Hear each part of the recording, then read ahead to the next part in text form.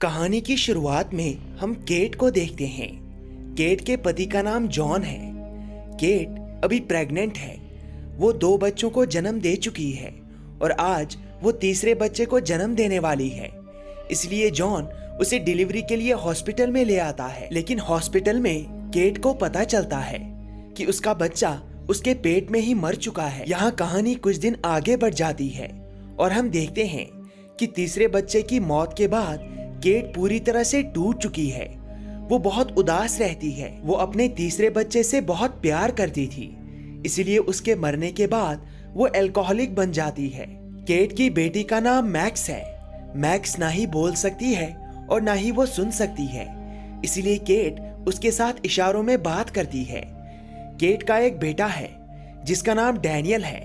Daniel काफी ज्यादा शरारती है। केट का पति जॉन केट से बहुत प्यार करता है, लेकिन अपने पति से इतना प्यार मिलने के बावजूद भी केट अपने मरे हुए तीसरे बच्चे को नहीं भुला पा रही थी। इसलिए वो अपने पति जॉन से कहती है कि वो एक बच्चे को गोद लेना चाहती है।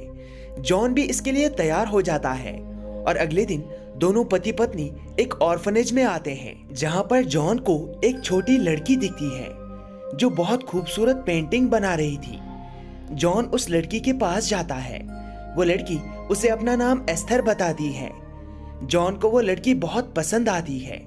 कुछ देर बाद केट भी उस लड़की से मिलती है और दोनों फैसला करते हैं कि वो एस्थर को गोद लेंगे। वो सारी डॉक्यूमेंटेशन कंप्लीट करते हैं और आखिरकार एस्थर को वो अपने घर ले आते हैं। केट की बेटी मैक्स एस्थर का बहुत अच्छे से वेलकम करती है, लेकिन डैनियल एस्थर के अपने घर में आने से ज्यादा खुश नहीं था। वहीं एस्थर भी केट और जॉन के घर में आने के बाद बहुत ज्यादा खुश होती है। टाइम गुजरने के साथ साथ एस्थर केट और उसकी फैमिली के साथ एडजस्ट होने लगती है। एक दिन केट का बेटा डैनियल पेंट बॉल्स के साथ शूटिंग गेम खेल रहा था। वो बोर्ड पर एम लगा रहा था।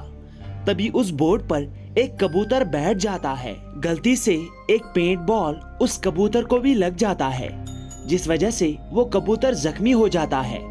उस कबूतर के जख्मी होने के बाद केट के बेटे डैनियल को बहुत दुख होता है। लेकिन तभी वहाँ पर एस्थर और मैक्स आते हैं। एस्थर अपने हाथ में एक पत्थर उठाकर उस कबूतर को मार देती है। डैनियल को कुछ समझ नहीं आता कि आखिर एस्थर ऐसा कैसे कर सकती है। रात में केट एस्थर को एक पौधे के पास लेकर जाती है जो उसने अपने मरे हुए बच्चे की याद में लगाया था। केट एस्थर को बताती है कि ये पौधा मुझे बहुत पसंद है क्योंकि ये मैंने अपने बच्चे के लिए लगाया है। रात में केट अपने पति जॉन के साथ अपने घर के किचन में इंटीमेट होने लगती है। जैसे ही वो दोनों स्टार्ट करते हैं तभी एस्थर उन्हें इंटीमेट होते हुए देख लेती है। इस वजह से केट और जॉन रुक जाते हैं। अगले दिन केट इस बारे में एस्थर से बात करने लगती है, लेकिन केट पूरी तरह से शॉक हो जाती है क्योंकि एस्थर को संभोग के बारे में सब कुछ पता था और इतनी छोटी उम्र में इस विषय में इतनी जानकारी होना, इससे केट थोड़ा कंफ्यूज हो जाती है। उसे एस्थर पर शक हो जाता है। अब एस्थर को केट के परिवार के साथ रहते रहते कुछ दिन बीत जाते हैं और कुछ दिनों के बाद केट के घर पे ऑर्फनेज से सिस्टर एबिगेल आती है। सिस्टर एबिगेल उस ऑर्फनेज की प्रिंसिपल है जहां पर एस्थर इससे पहले रहती थी। सिस्टर एबिगेल केट और जॉन के साथ एस्थर के बारे में बात करती है। सिस्टर एबिगेल उन्हें बताती है कि जहां पर एस्थर रहती है बुरी घटनाएं उस जगह के आसपास होती रहती हैं। लगता है कि एस्थर की किस्मत बहुत खराब है, इसलिए मैं तुम दोनों को आगाह करने आई हूँ। यहाँ पर भी कोई बुरी घटना घट सकती है। लेकिन ये सभी बातें एस्थर सुन लेती है। कुछ देर के बाद सिस्टर एबिगेल केट के घर से जाने लगती है, लेकिन तभी एस्थर केट की बेटी मैक्स को मैनिपुलेट करती है। वो उसे समझाती है कि सिस्टर एबिगेल मुझे तुम लोगों से अलग करना चाहती है। वो नहीं चाहती कि मैं तुम लोगों के साथ रहूं, इसलिए हमें कुछ करना होगा और इसके लिए मैक्स भी तैयार हो जाती है। एस्थर मैक्स को सिस्टर एबिगेल की गाड़ी के सामने फेंक देती है। सिस्टर एबिगेल सही टाइम पर अपनी गाड़ी रोक लेती है और मैक्स के पास आती है, लेकिन तभी पीछे से एस्थर हाथ में हथौड़ा लेकर आती है और सिस्टर एबिगेल को बेहोश कर देती है। उसे बेहोश करने के बाद एस्थर सिस्टर एबिगेल के सर पर बार बार हथौड़े से मारती है, जिससे सिस्टर एबिगेल की डेथ हो जाती है। इसके बाद वो मैक्स को समझाती है कि हमें सिस्टर एबिगेल की लाश को कहीं पर छुपाना होगा। मैक्स फिर से एक बार मैनिपुलेट हो जाती है और सिस्टर एबिगेल की लाश छुपाने में एस्थर की मदद करती है। जिस हथौड़े से एस्थर सिस्टर एबिगेल को मारती है, वो उस हथौड़े को डैनियल के ट्री हाउस में छुपा देती है। लेकिन ट्री हाउस से बाहर निकलते समय उन दोनों को डैनियल देख लेता है। डैनियल को उन पर शक हो जाता है कि कुछ न कुछ गड़बड़ है। लेकिन रात में जब डैनियल सो रहा था, तभी उसके कमरे में एस्थर आती है। वो डैनियल के गर्दन पर चाकू रखकर उससे पूछती है कि तुमने ट्री हाउस से निकलते समय क्या देखा। तभी डैनियल उसे बताता है कि मैं ट्री हाउस वाली बात किसी को नहीं बताऊंगा, बस तुम मुझे कुछ मत करना। अगले दिन केट को उसी ऑर्फनेज से कॉल आता है। एक सिस्टर केट को बताती है कि जब से सिस्टर एबिगेल आपके घर में आई है, तब से वो वापस नहीं लौटी है। ये सुनकर केट पूरी तरह से शॉक हो जाती है। रात तक पुलिस भी सिस्टर एबिगेल को ढूंढने लगती है। एक दिन जॉन एस्थर से बात करता है। तभी एस्थर जॉन को बताती है कि आप मुझे केट से ज्यादा प्यार करते हो। जॉन उसे बताता है कि केट भी तुम्हें बहुत प्यार करती है। लेकिन एस्थर ये बात मानने के लिए तैयार नहीं थी। इसलिए जॉन एस्थर को केट को गिफ्ट देने का सुझाव देता है। रात में एस्थर उसी पौधे से कुछ फूल काट कर केट को दे देती है। ये वही पौधा था जो केट ने अपने बच्चे की याद में लगाया था। उस पौधे के फूलों को देखकर केट को बहुत दुख होता है। वो जॉन से कहती है कि एस्थर ने जानबूझकर इन फूलों को काटा है ताकि वो मुझे तकलीफ दे सके। लेकिन जॉन उसे समझाता है कि एस्थर एक बच्ची है, वो सिर्फ तुम्हें खुश करना चाहती थी। लेकिन केट ये मानने के लिए तैयार नहीं थी। रात में एस्थर जानबूझकर अपनी एक बाजू तोड़ देती है।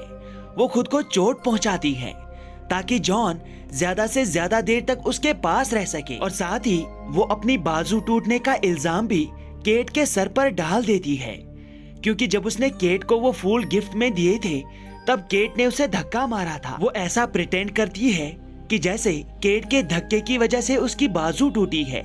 साथ ही वो जॉन को इस बात के लिए भी कन्विंस करती है कि केट ने जानबूझकर उसे चोट पहुंचाई है। इस बात के लिए जॉन केट पर बहुत गुस्सा हो जाता है। वो केट के साथ झगड़ा करता है। इससे केट और भी ज्यादा दुखी हो जाती है।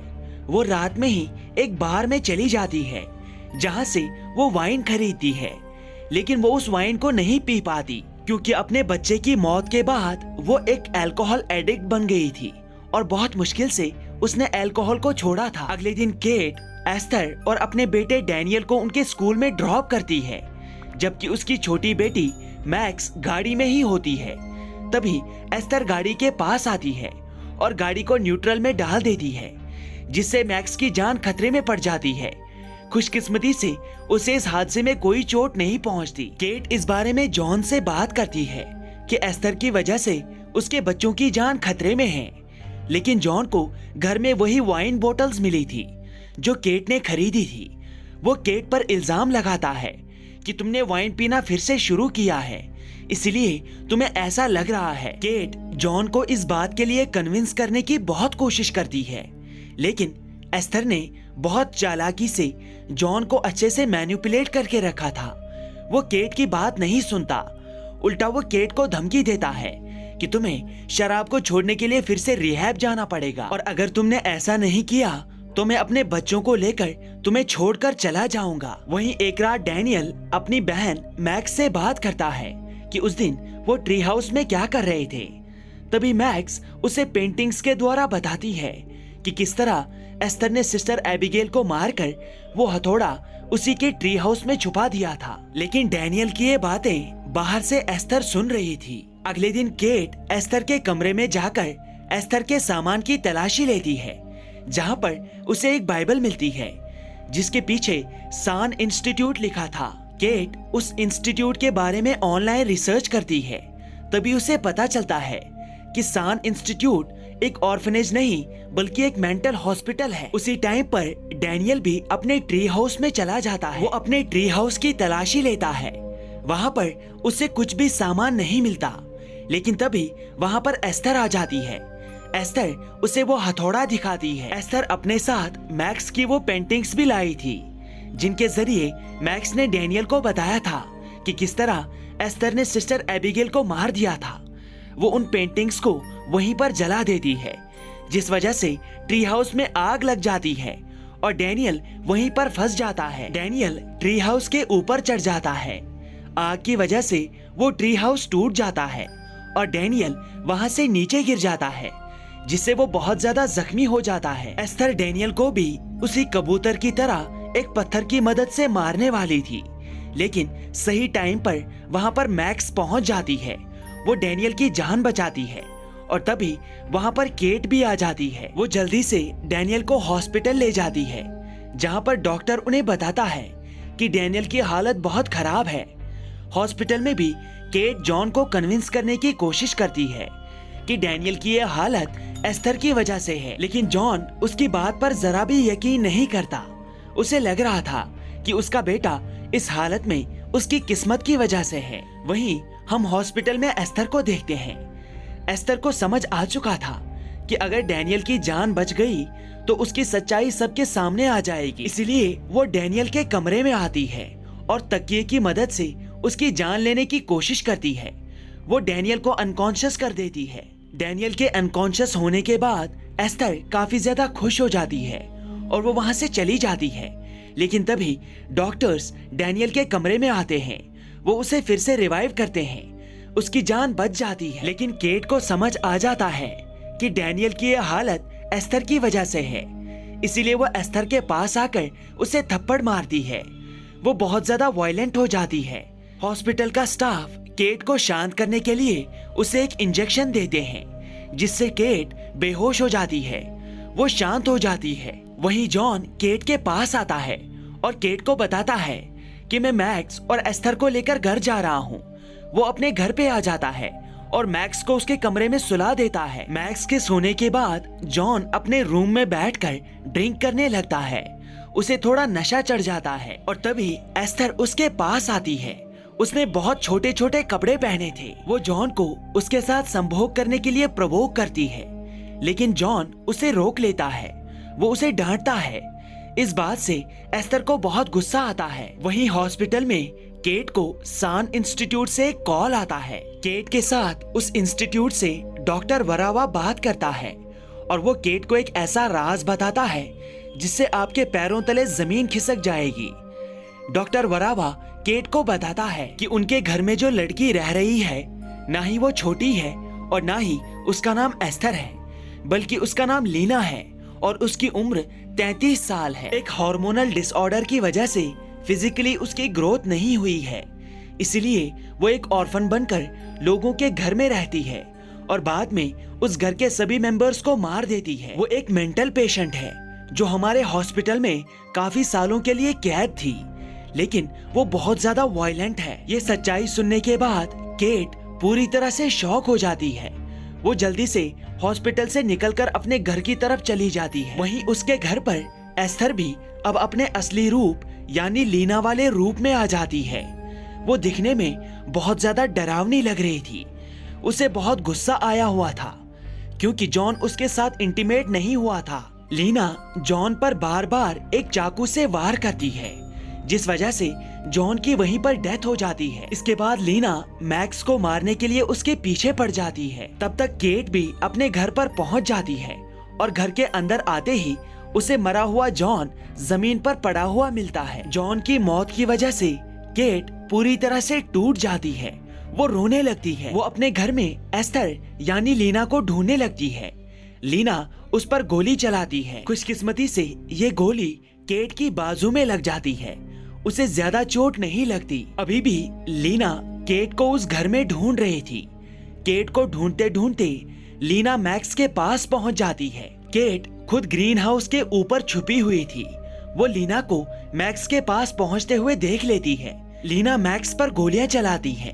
खुशकिस्मती से मैक्स को कोई गोली नहीं लगती, लेकिन तभी केट ग्रीन हाउस का कांच तोड़कर लीना के ऊपर कूद जाती है, जिससे लीना भी काफी जख्मी हो जाती है और वो बेहोश पड़ जाती है। केट लीना के हाथ से बंदूक छीनकर मौके का फायदा उठाकर घर से बाहर भाग जाती है। उसे लग रहा था कि ये सब कुछ खत्म हो चुका है, लेकिन तभी लीना एक चाकू की मदद से फिर से एक बार केट पर हमला करती है। इस हाथापाई में केट के हाथ से पिस्टल नीचे गिर जाती है। वहीं लीना और केट बर्फ की एक मोटी चादर के ऊपर लड़ रहे थे जिसके नीचे पानी बह रहा था। लीना केट को उस चाकू की मदद से बहुत जख्मी कर देती है, लेकिन तभी केट की बेटी मैक्स वो पिस्टल उठाती है और लीना की तरफ एक गोली चलाती है। वो गोली बर्फ की मोटी चादर पर लगती है जिससे वो बर्फ की चादर टूट जाती है और लीना और केट पानी में गिर जाते हैं। केट बार बार पानी से बाहर आने की कोशिश कर रही थी, जबकि लीना पानी के अंदर भी उस पर लगातार वार कर रही थी और बार बार उसे पानी के अंदर खींच रही थी। लीना केट को फिर से मैनिपुलेट करने की कोशिश करती है, जबकि असल में उसने अपने पीछे चाकू छुपाया हुआ था। लेकिन अब की बार केट मैनिपुलेट नहीं होती। वो लीना के सर पर लात मारती है जिससे उसकी गर्दन टूट जाती है और वो पानी में डूबकर मर जाती है। और फाइनली केट अपनी बेटी मैक्स की जान बचाने में कामयाब हो जाती है। और इसी के साथ ये मूवी यहाँ पर समाप्त होती है। Thank you, take care and good bye.